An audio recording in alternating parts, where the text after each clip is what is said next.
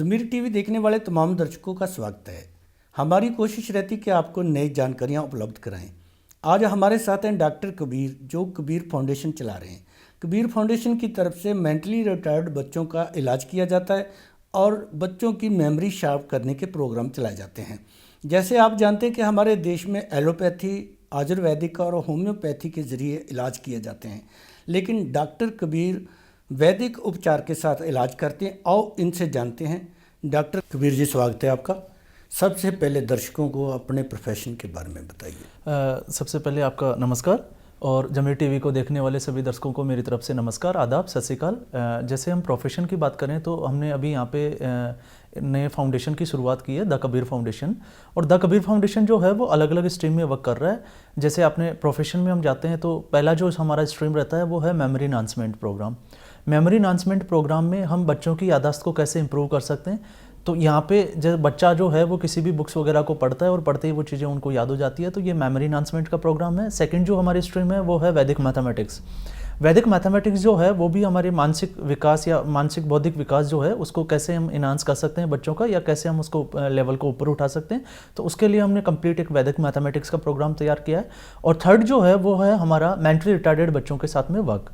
तो mentally retarded बच्चों के साथ में हम कुछ एक्सरसाइजेस के थ्रू, कुछ जिसको हम बात करते हैं जैसे हीलिंग वगैरह, तो थेरेपी वगैरह, तो उनके साथ में हम वर्क करते हैं। यही प्रोफेशन आपने क्यों चुना? अगर हम इसी प्रोफेशन की बात करें, जैसे मैं थोड़ा बैक साइड में जाता हूँ मेरे बचपन की तरफ, तो मैं आपको बता दूं कि मेरे बचपन में अगर हम देखें तो हमारे घर परिवार में संतों का आना जाना शुरू से ही रहा है। जैसे आपने अपनी ओपनिंग में भी बात की थी कि मैं कबीरपंथी हूँ, तो कबीरपंथी हूँ तो जाहिर सी बात है कि हमारे घर पे संतों का तो आना जाना रहा होगा। तो संत जो है वहाँ उनके साथ उठना बैठना, उनके साथ बात करना, तो वो सारी जो चीज़ें हैं, तो यही एक लाइक शुरुआत होती है कि आपके साथ में कौन उठता बैठता है, आपको किस तरह के ज्ञान मिलता है, आप किन लोगों के साथ में रहना आप पसंद करते हो, किन के साथ में आप रहते हो, वहाँ से आपको क्या सीखने को मिलता है। तो वहीं से इन चीज़ों की शुरुआत हुई है। जैसे आपने बोला कि आपके घर में संतों का आना जाना रहता था, किसी संत महापुरुष से आपने सीखा? हाँ, जैसे अगर हम संत महापुरुष की बात करें तो मैं खुद गुरु धारणा कर रखी है। तो मेरे जो गुरुजी है वो बचपन से, जब से मैं 6-7 साल का था या जब से मैं समझदार हुआ हूँ, तब से हमारे घर पे उनका आना जाना रहा है। तो उनसे मैंने दीक्षा भी ली है, उनसे मैंने ज्ञान भी लिया है, उनसे मैंने बहुत कुछ सीखा है। उनके उपदेश प्रवचन जब भी होते हैं मैं उनको अटेंड भी करता हूँ। तो वहाँ से मुझे बहुत सी चीज़ें सीखने को मिली है। और आपको तो पता ही है कि जब भी हम संतों की वाणी के ऊपर जाते हैं, किसी संतों के ग्रंथ को पढ़ते हैं, तो कुछ ना कुछ हमें मिलता ही है। खोने के लिए वहाँ कुछ होता नहीं है। कबीर जी, ये बिजनेस है या सेवा है? हाँ, अगर हम बिजनेस की बात करें, पॉइंट ऑफ बिजनेस के पॉइंट ऑफ व्यू से अगर हम देखते हैं तो ये हमारी जो पहली 2 स्ट्रीम है, मेमोरी एनहांसमेंट और दूसरा जो वैदिक मैथमेटिक्स, ये फुली पेड प्रोग्राम होते हैं, जिसमें कोई भी बच्चा जो है वो हमारी वेबसाइट www.thekabirfoundation.com पे जाके वो परचेज कर सकता है और वो पूरी फैमिली के साथ में उन चीज़ों को सीख सकता है, प्रैक्टिस कर सकता है। क्योंकि हमने उस पूरे प्रोग्राम को डिज़ाइन ही कुछ ऐसे ही किया है। कुछ एपिसोड्स है, कुछ प्रैक्टिस सेट्स है, फिर उसके बाद में कुछ ऑनलाइन सेट्स है। ठीक ऐसे ही हमने वैदिक मैथमेटिक्स का किया है। लेकिन हमारा जो थर्ड वाला जो स्ट्रीम वाला जो पार्ट है, मेंटल रिटार्डेड बच्चों के साथ में जो हम वर्क करते हैं, जिसको हम ये कह सकते हैं ऑटिज्म स्पेक्ट्रम डिसऑर्डर, तो उन बच्चों के साथ में जो हमारा जो वर्किंग रहता है वो पूरा जो है वो एक चैरिटी का पार्ट है। उसमें हम किसी से कोई चार्जेस नहीं लेते। जो पेड प्रोग्राम की आप बात कर रहे हैं, इसमें आम लोगों की पहुंच में होती है वो फीस? हाँ जी, अगर हम इसके पेड प्रोग्राम की हम बात करें तो इसको हमने आम लोगों को देखते हुए ही हमने तैयार किया है।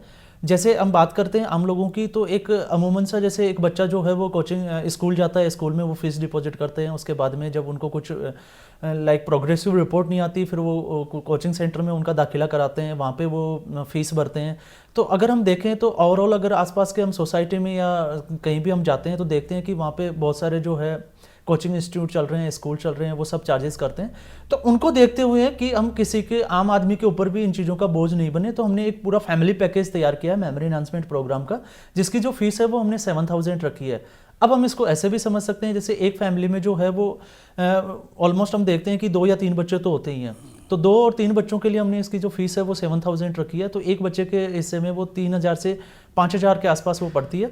तो यहाँ पे हम इसको ऐसे देख सकते हैं कि अगर हम 3,000 रुपये 4,000 रुपये एक बच्चे पे खर्च करके हम जो कोचिंग ट्यूशन्स में जो फीस भरते हैं, अगर हम उनसे बच सकते हैं तो ये उनके लिए फ़ायदे का सौदा होता है। सक्सेस रेट क्या है इसका? अगर हम सक्सेस रेट की बात करें तो ऑलमोस्ट हमारे जो सारे जो बच्चे हैं, जैसे मैंने काफ़ी बच्चों के साथ वर्क करके देखा है कि जो बच्चे 20-30% मार्क्स गेन कर रहे होते थे, वो भी 2 या 3 महीने के बाद में उनका जो सक्सेस का जो रेशियो है वो 60-70% जो है वो मार्क्स गेन करने लग जाते हैं।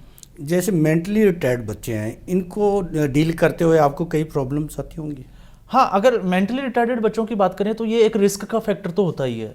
जैसे मेंटली रिटार्डेड बच्चे हैं तो हम समझ सकते हैं कि उनका जो मेंटल सिचुएशंस होगी, सोचने का जो तरीका होगा, वर्किंग का जो तरीका होगा, वो हम सोसाइटी में देखते भी हैं। तो जब हम बात करते हैं जैसे कि रिस्क की, तो रिस्क को अगर हम देखें तो रिस्क फैक्टर पे जाते हैं तो एक जो बच्चा है वो आपको किसी चीज़ से हिट कर सकता है, वो आपको मार सकता है, नाखून से आपको नोच भी सकता है, वो आपको अब्यूजिव वर्ड्स भी बोल सकता है। तो ये रिस्क कहीं भी हम वर्क करेंगे तो ये मेंटल रिटार्डेड बच्चों के साथ में तो रिस्क फैक्टर तो होगा ही। अब हमें उस रिस्क फैक्टर के साथ में काम करके हम उनकी लाइफ में कैसे कंट्रीब्यूट कर सकते हैं वो हमारे ऊपर डिपेंड करता है। अभी कितने बच्चे हैं आपके पास? अगर हम बात करते हैं जैसे बच्चों की, तो बच्चे जो हैं वो अमूमन मेंटल रिटार्डेड बच्चे हैं तो रिस्क फैक्टर भी रहता है। फिर मेंटल रिटार्डेड बच्चों के साथ में हमें इंडिविजुअल वर्क करना पड़ता है 1 by 1। तो हम ये तो नहीं कह सकते कि हमारे पास 20 बच्चे 50 बच्चे, लेकिन हम पूरे मंथ के लिए 3 से 4 बच्चे या 4 से 5 बच्चे हम रखते हैं, जिनके लिए हम पर्टिकुलर 1 आवर के लिए उनके साथ वर्क करते हैं, जिसमें उनकी थेरेपी होती है, उनकी हीलिंग होती है, उनके अंडरस्टैंडिंग का कई चीज़ों पे हम उनके साथ वर्क करते हैं। डॉक्टर कबीर, आप एक बड़ा नेक कार्य कर रहे हैं, इसके लिए आगे आपका क्या विज़न है? अगर हम विज़न की बात करें तो हमारा जो विज़न है वो सीधा और सिंपल, जिसको हम कहें एक सीधा सिंपल सा हमने विज़न रखा हुआ है कि हम हमारा जो ऑर्गेनाइजेशन है इसकी वर्किंग को कैसे आगे तक ले जा सकते हैं और सोसाइटी में हम कितना कंट्रीब्यूट कर सकते हैं, यही हमारा एक विज़न है। अगर आपके साथ किसी ने संपर्क करना हो तो कैसे कर सकता है? हाँ, अगर किसी ने हमारे साथ संपर्क करना है तो वो हमारी वेबसाइट www.thekabirfoundation.com पे भी वो जा सकते हैं, या kabirfoundationpatiala@gmail.com पे भी वो मेल सेंड करके और हमारे से संपर्क कर सकते हैं। और हमारी वेबसाइट पे हमारे ऑफिस के नंबर्स वगैरह वो सारी चीज़ें वहाँ पे दी हुई है। कबीर जी, जैसे मैंने आपसे बात की थी, पहले हम बात कर रहे थे तो आपने बात की थी साधना की, ध्यान की बात की थी, ध्यान से आप जो मनोचिकित्सा की बात कर रहे थे। अभी तो आप बच्चों की बात कर रहे हो, बच्चों को डील कर रहे हो। अगर आम लोगों को मानसिक रोगों के लिए कोई इलाज की ज़रूरत हो तो वो भी आप करते हैं? हाँ, देखिए उस चीज़ों में अगर हम बात करें, जैसे आपने बात की कि मानसिक रोगों में, जी, तो रोग भले ही कोई सा भी हो, हम चाहे एक्यूट डिजीज़ की बात करें या क्रोनिक डिजीज़ की बात करें, जैसे हम देखते हैं चाहे वो कैंसर से हमने लड़ना है, या हम कह सकते हैं HIV से हमने लड़ना है, या अभी जैसे हमें इस कोविड पैंडेमिक इसमें देख रहे हैं हम कि कोविड-19 के दौरान जो है वो लोगों की मानसिक स्थिति, तो कोई भी रोग जो है वो ईजाद किस चीज़ से हो रहा है, वो बन किस चीज़ से रहा है, उसका पीछे का अगर हम देखें तो साइंस भी यही कहती है कि हमारी जो संकल्प शक्ति जो है वो कहीं ना कहीं कमज़ोर हो जाती है।